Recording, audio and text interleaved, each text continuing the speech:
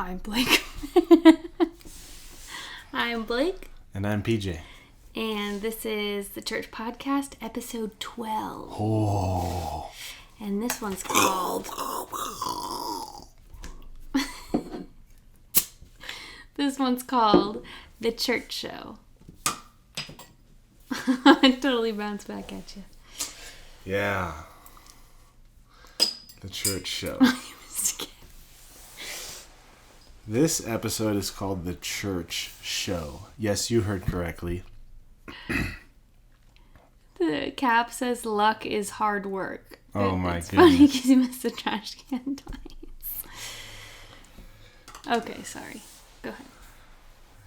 This episode is called The Church Show. Not to be confused with The Church Podcast. But The Church Show. And the whole premise behind this episode comes from a conversation we were having one day. Driving down the street. And just kind of had an epiphany that it's funny, it's ironic that, you know, church represents the kingdom and truth, but it's become more fake than TV, which, you know, represents, you know, being, you know, acting like someone you're not. And it's fake, but that's become reality. Sorry. TV has become the reality TV. Where people are just intrigued and fascinated by watching people go about their daily lives, random people. Yeah. And then you go to church and it's a total show. Yeah. Like, it's so ironic that you have to go to church and, like, whether you realize it or not, you go and you become fake. You're acting while you're at church. And it's so interesting. I feel like it's one of the biggest problems with church, and I feel like it's always been a problem with religious people from the time when Jesus was around cracking whips over their heads. You know, like, you know, stop turning my house into a marketplace, into this fake business, you know? And so anyway, that's the whole premise for The Church Show, episode 12. Yeah. And just having me a good old Coors, the banquet beer.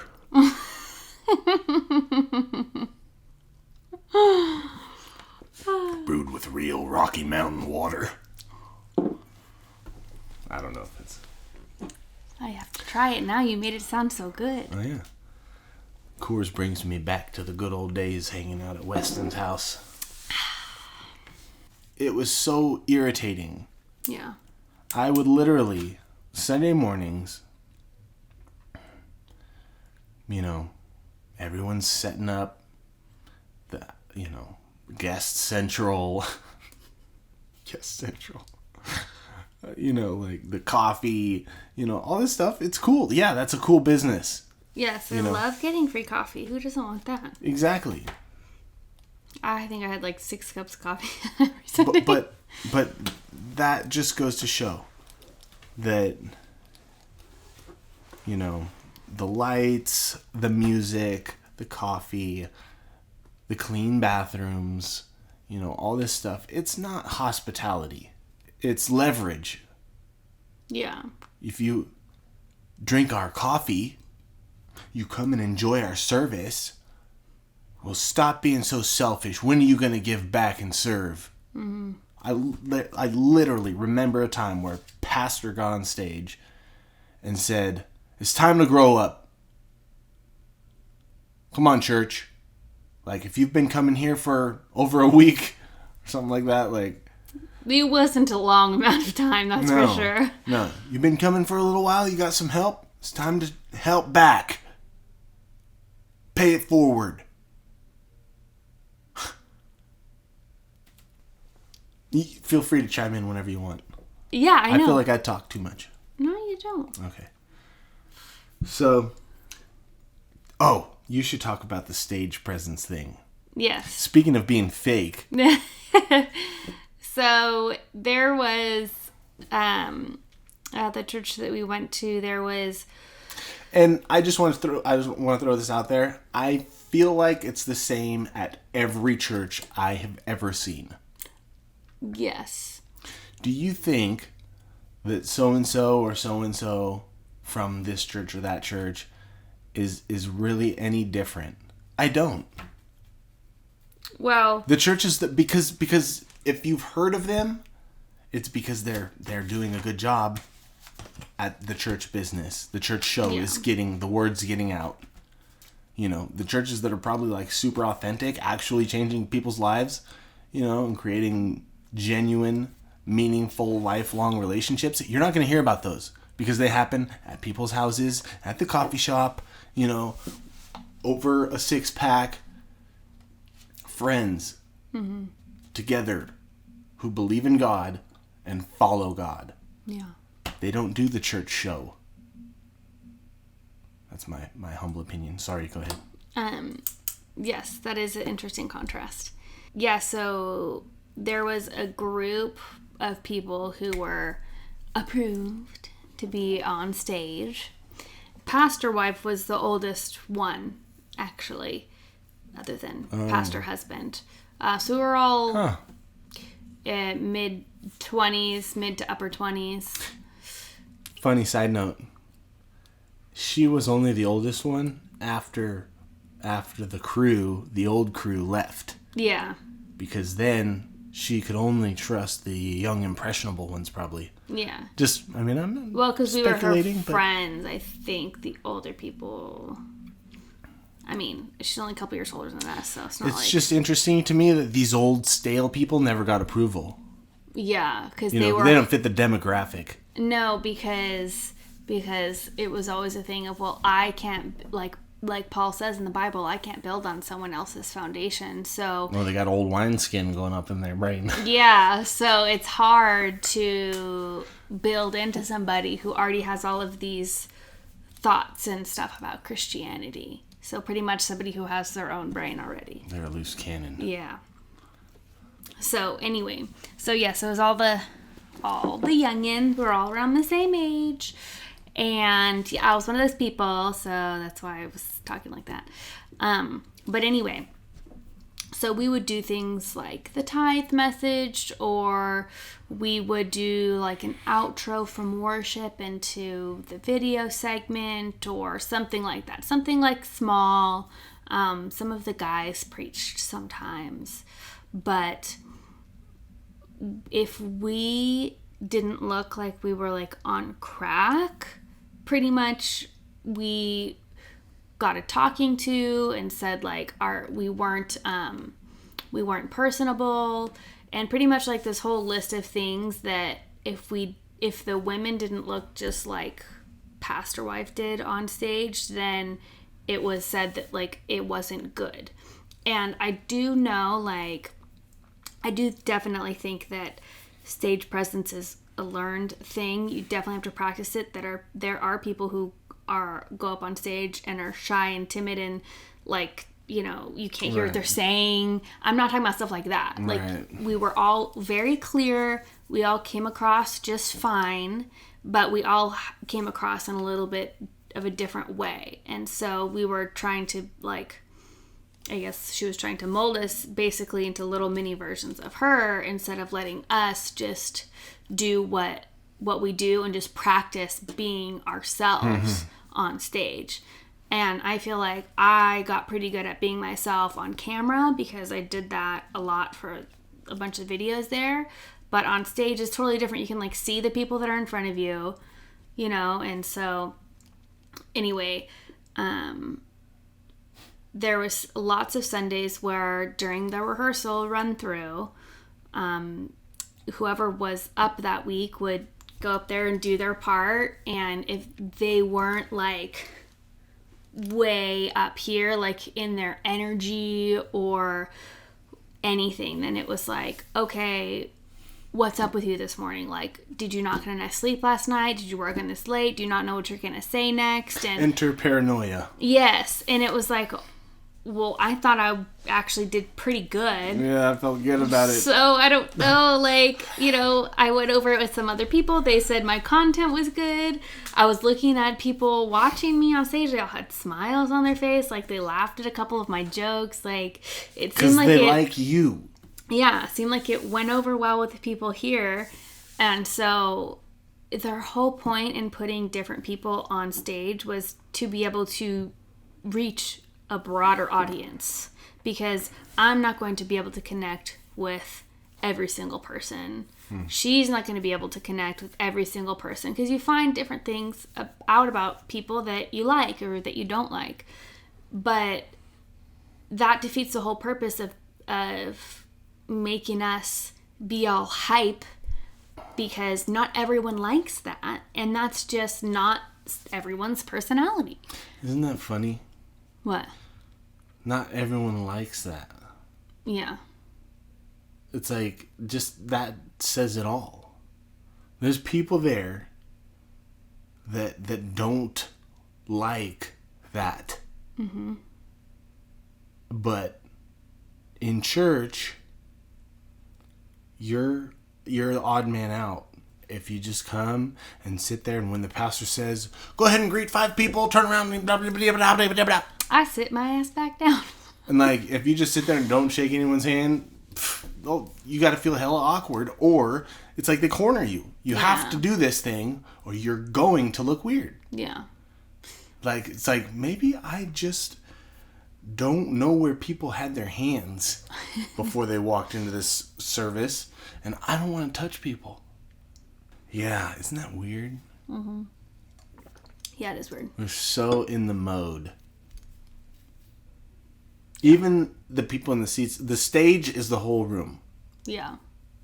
It's not just the stage. Mm-hmm. It's because if you're a leader in the church,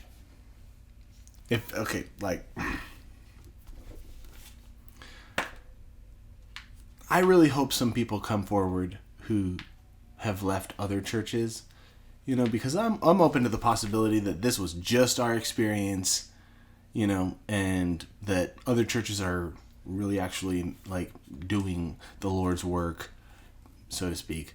But I doubt it. I think feel very like relatable to Scientology. Yes. From those videos we've watched. But what I was saying was,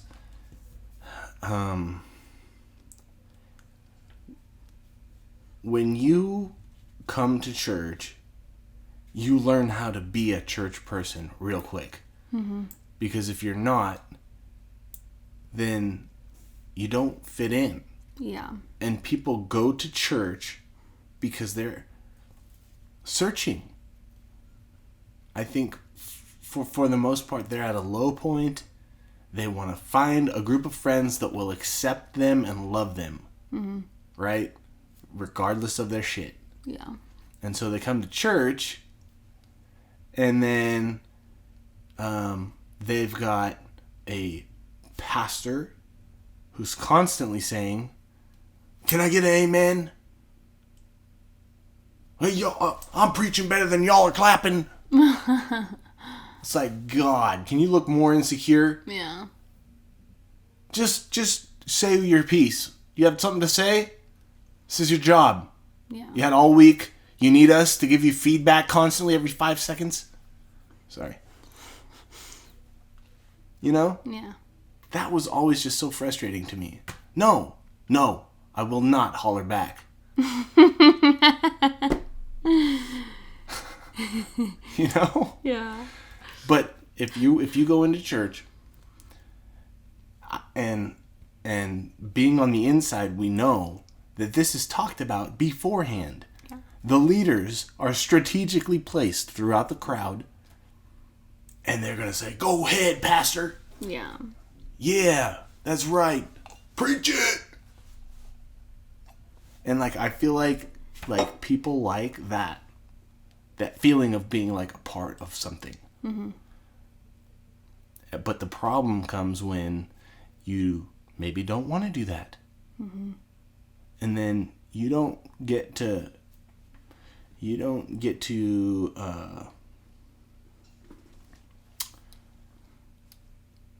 Well, I think the people that aren't like that and are okay with it are just secure enough in and of themselves, within themselves, to just sit amongst the noisemakers and then go home and somehow, glean something from the message and then go home happy. But I feel like if you want, like, I think most people want to be a part of something and feel involved and connected. Yeah.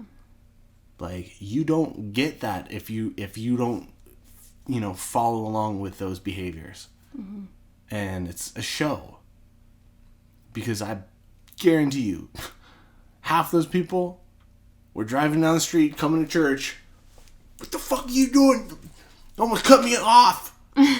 Letting my family off the road. Hey, see, you got your coffee there. And it's like happy time. Yeah. It's like literally a break from reality.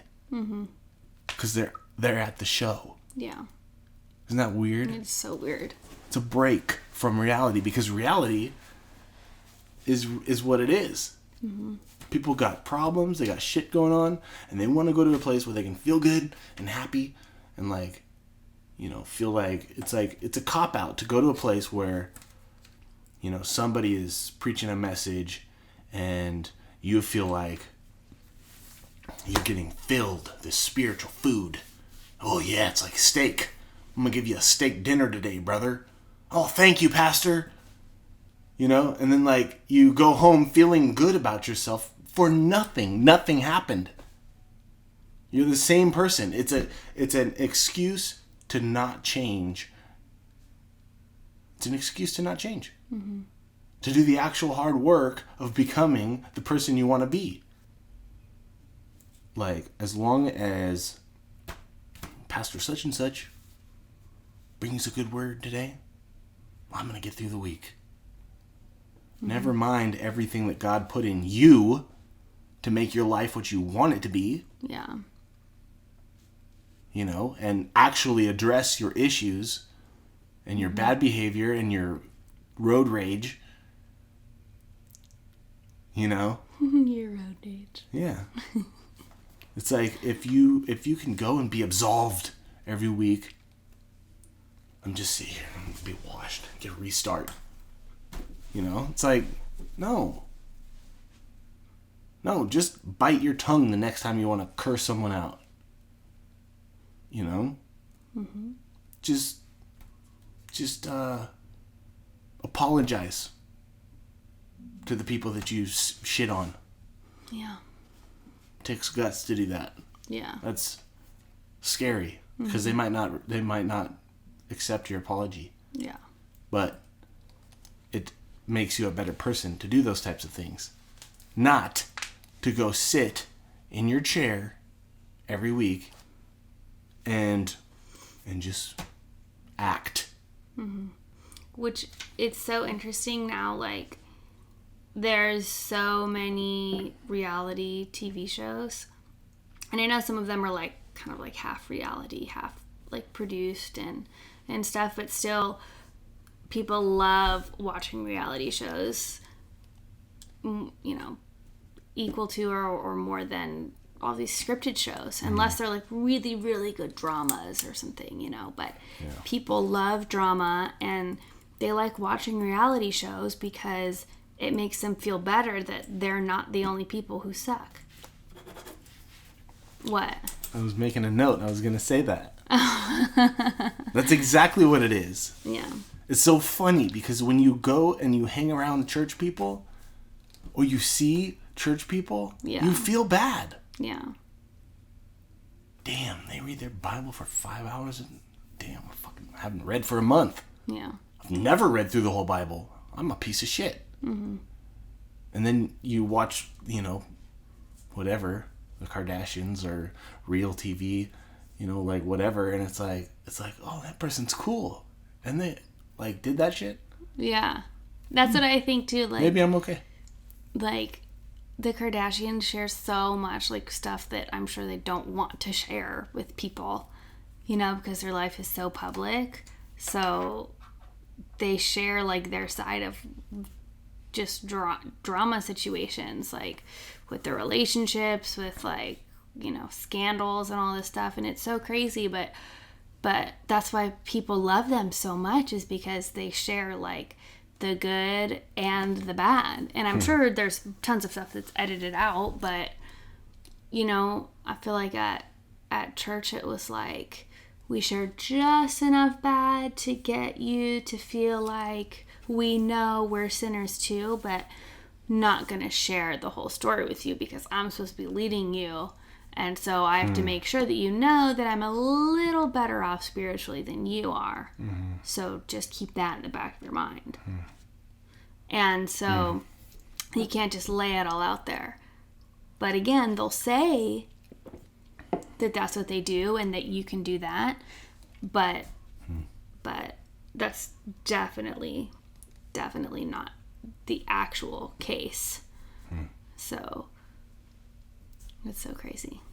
It's so interesting because what a prison. Yeah. To feel like someone won't follow you if they actually know who you are. Yeah. I feel like it's a really easy trap to fall into also. Mm-hmm.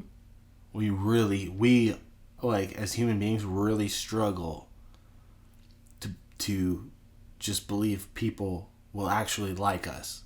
Yeah. You know. But that's the lie, because people actually really like the most vulnerable people. Yeah. The wrong people, it's like cliche, but the wrong people won't like you. Forget about them. Yeah. The people that you need in your life will really appreciate just who you are. Mm-hmm. But because we just, like, I feel like we all, not just pastors, like not just church people, we just feel like we have to look different than you know, we gotta upgrade ourselves. Yeah. Never mind the fact that it's a facade. Yeah. You know. Mm-hmm. I mean, one thing that was kind of hard to lose after leaving church was you do feel like you've earned some kind of position and status. Mm-hmm. And it's like, dang, now I'm just me. Yeah. Like, how is that not good enough? Mm-hmm. It is good enough. That's the truth. Yeah. Who gives a shit about what these people that maybe you don't even really know think about you? But man, I know they saw me up there on my knees, my hands raised. I didn't care. I was undignified. You know? Yeah. Go home like, I know a bunch of people saw me today. Yeah. Worshiping the Lord. Because that's what you think. And it probably helped someone to see me just throw off the cloak. Then they can do the same. Yeah. No. It just makes them feel bad because they're not doing it. Yeah. Stop being extra. Just sit in the back. The right person will see you quietly worshiping God, and they will think, oh, he's pretty cool. Maybe I'll just like be chill like him. I don't have to put on a show. Mm-hmm. I loved those people. Oh, you were one of those people. No, not all the time. I have some of this fake shit in my past. I'm not saying that. I was saying you. No, sometimes you got real into worship. It's hard not to when you're controlling everything. The times I really got into worship, nobody saw. The times I got into worship on Sunday, I felt good because of what I'm saying right now. And don't fool yourself. I totally felt that. Church person who's watching this, you do the same shit. Yeah. You want to be in the front of the crowd when you put your hands up. Oh, look at me. I worship God. I'm a warrior for Christ. Yeah. So stop fucking acting like you are. Just chill. Yeah. Like the best worship times with God is when nobody sees it because then you're like, who are you acting for? There's nobody. Right. And Nobody you're to doing what put you on a show actually would do when you're worshiping God.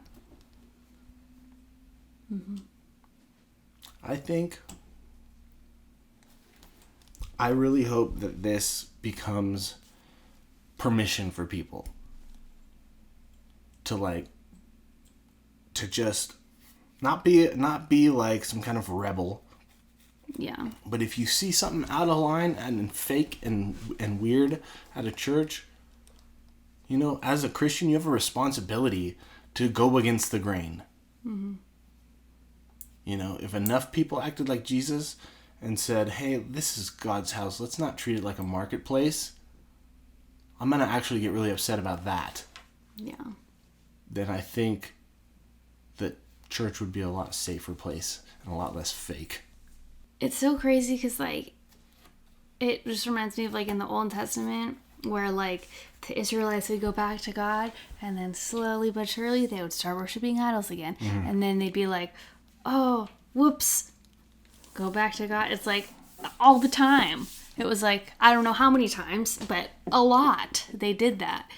And so it's like, it's the same. People are the same, have always been the same. It's the way it's always been. Now it's not idols. Now it's, I guess the idol is what you look like to other people or something, but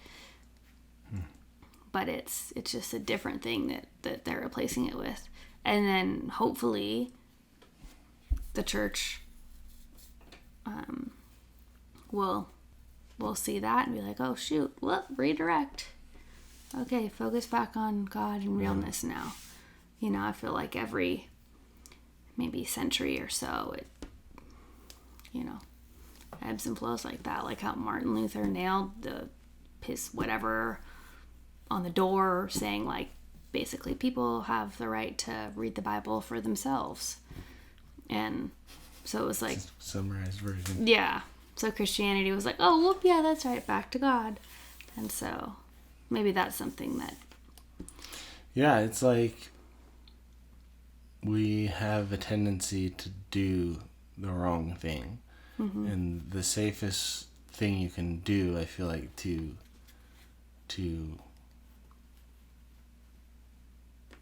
guard yourself from that same fall is stop trying to build up. Mm-hmm. There's nothing to build up. Like, just be yourself. Yeah. You know, I feel like all the things we're doing right now in our life are so fun. Mm-hmm.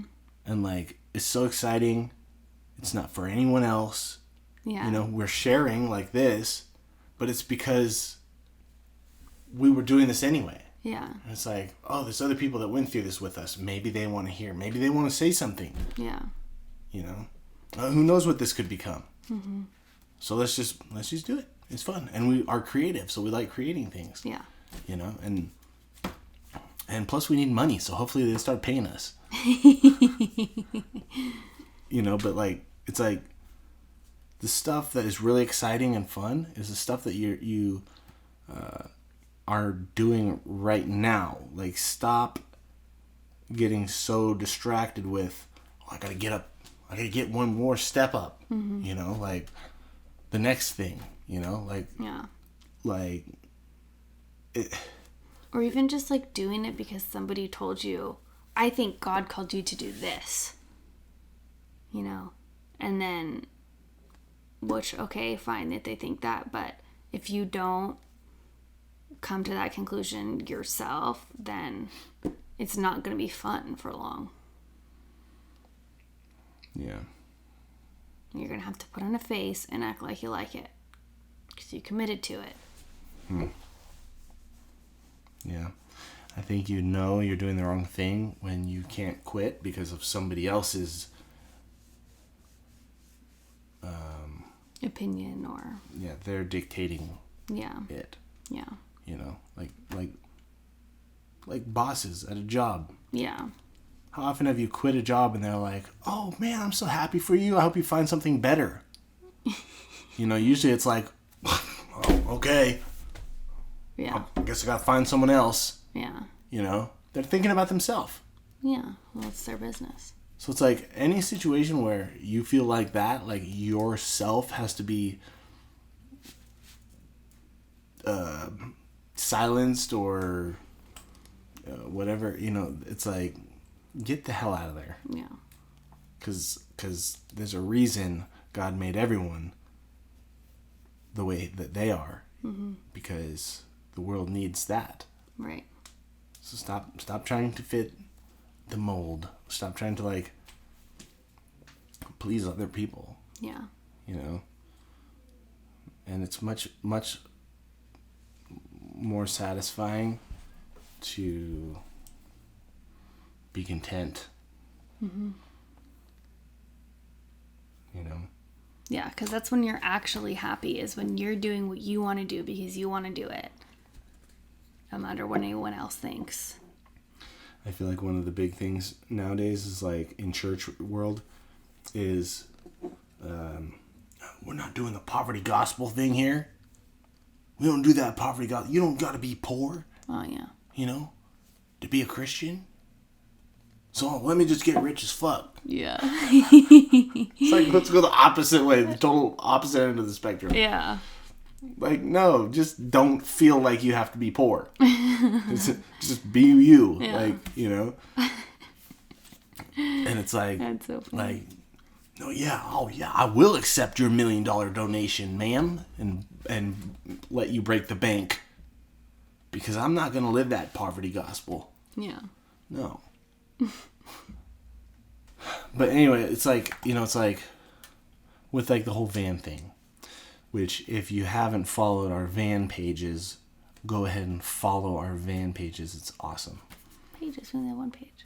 Oh, like Facebook. Instagram, Facebook, YouTube. Oh, yeah. Yeah, we're building a luxury camper van, and we're going to live in it. It's going to be awesome. Glamping for life. Yeah. And it's just so cool because, like, think about all the excess crap we have that just, you've got to maintain all that stuff. I know. It's going to be no, so I'm not hating on anyone. If you're balling out, like, go ahead. But, like, I mean, I don't want to feel the need to just do what everyone else has done. You know, and I was talking to a client today, a client and friend, about he was reading in the Bible where it says, you know, like that a person who is it says something about like when like devils cast out or something, and they get the whole place like clean, ship shape, and then the demons come back and find it all, you know, swept and put together. And then it goes and finds like 7 more demons worse than itself. Yeah. And then the person's like worse off than before. And we were kind of like trying to break that down and thinking, you know, that it's like interesting that it said everything was swept up and in place. You know, it's like you're most vulnerable to like a fall or something when you think that you've got all this shit in order. Yeah. Everything's going great. You know? Like, oh, I can kick my feet up a little bit. 'Cause, like, look how many tithe payers we have. Yeah. Or look at this awesome job I have. Let's go buy a bunch of stuff. You know? Like, why? You don't need anything more. I'm so excited to live in the van because it is going to be a nice van. I don't want to, say that we're not putting a lot of investment into it. Yeah. But in the long run, it's less. It's like we're going to have less. Yeah. We're going to be spending less, and we're going to be doing more. And I like that it represents kind of like freedom. Yeah. It's very us. I'm repulsed by trying to look like I have my shit together. I don't give a fuck. Yeah. I'm obsessive about actually enjoying this minimal time that I have to exist. Yeah. You know?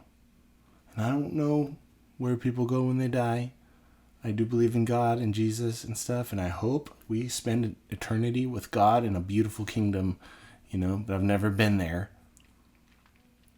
So I'm not going to live just hoping. The point is to enjoy your life. Yeah. Like before and after. Yeah. Like Jesus said, like, I came that they might have like an abundant life. Which That doesn't mean I came that they might have a bunch of excess shit and have a really huge church and all this stuff. You know, it's like, if I guess what I'm trying to get at is like the whole thing about like your home being all swept and put together and stuff, and like, you know, you're actually like you're setting yourself up for like trouble is because I feel like people do that stuff because they think they have to do that stuff. Well, if we're gonna do a church, I mean, we might as well change lives, impact the world, and make history. Let's just fucking go hard. You know? Yeah. Yeah, come on. You know, no. Why can't it just be, wow, isn't it awesome? We have 20 people here.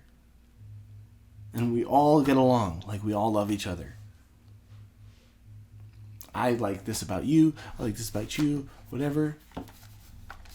You don't have to say that, though, because we're not going to have forced encouragement here. It's just like happy with what you have. And if you happen to get more, cool. You know, I feel like there's nothing wrong with thriving and living an abundant life. But it's like there's a fine line between living an abundant life and looking like you're doing really great. Right. Especially, like, the worst part is like if you look like you're doing really great and you're actually doing really bad. And you can't admit it to yourself and other people. Yeah. And that's what I feel like church thrives on. You know, a bunch of people with like major issues who don't actually get help. Some people maybe. Yeah. But like, I think most of the time they come to a place and it's like more like a platform to look and display, I'm actually okay. Well, I think what happens is somebody comes in with problems or whatever. They get help. After they get help, they're put into leadership. Then that brings on a ton of new problems and new stressors that you don't know how to deal with. Then you create new problems for yourself. But now, since you're a leader, you don't have anybody to talk to about it, because if you tell the person ahead of you, like, that's above you, they're going to say, okay, well, in the next meeting, everybody, Blake's dealing with this problem. Did anybody know? Okay, everybody, help Blake. Help Blake. So-and-so, I know you guys are friends, but you guys can lead her too. Like, you gotta help her figure this out. Some of this stuff I feel like you're bringing up is stuff that maybe we just went through. Yeah. But possibly it's stuff that like other people in church leadership go through. I don't think, I don't think people come across that specific like situation all the time just by going to church. Yeah. But yeah, like, yeah, if you're a church leader, it's like you've started to climb this mountain of success, and like, if you can't like show weakness or something. Yeah. Sorry, I didn't mean to cut you off. No, that's okay. That's what I was getting at. Thank you, Coors. Shout out. If you like the church podcast, we're sponsored by Coors. Just kidding. This has been episode 12 of the church podcast. If you like this episode, make sure to like and comment. Actually, please comment and interact with us. Like, we know there's like a lot of people watching this, and if you're thinking something, we really do welcome feedback. Like good or bad. Yeah, I mean, like, we're not just sitting here trying to talk about this by ourselves. And anytime people, those of you who do comment and say stuff, it's really help. It's fun. It's like motivating. It's like, okay, we weren't the only ones that went through some bullshit at church. This really actually is a thing. And we'll see you guys next time.